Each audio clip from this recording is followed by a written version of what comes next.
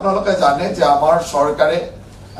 যেতিয়া গ্ৰিনিজ বুকৰ ৱৰ্ল্ড ৰেকৰ্ডৰ বিহু বা 11,000 যুৱক যুৱতীয়ে বিহু পাৰফৰ্ম কৰিছিল সেই সময়তে কোৱা হৈছিল যিসকলে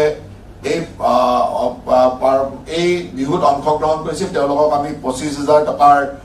তেওঁলোকৰ একাউণ্টত দিয়া কথা কৈছিলো আৰু অহা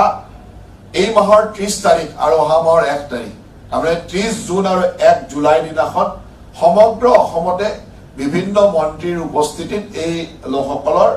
তেওঁলোকৰ পাবলগীয়া 25,000 টকাটোৰ ডিবিটি যোগে তেওঁলোকৰ একাউণ্টত দিয়া হ'ব আৰু এখন চাৰ্টিফিকেট যি দিয়া কথা আছিল মন্ত্ৰীসকলৰ উপস্থিতিত তেওঁলোকক চাৰ্টিফিকেট দিয়া হ'ব আৰু সেই দিনাখনেই তেখেতসকলৰ একাউণ্টত এই 25,000 টকা দিয়া হ'ব আৰু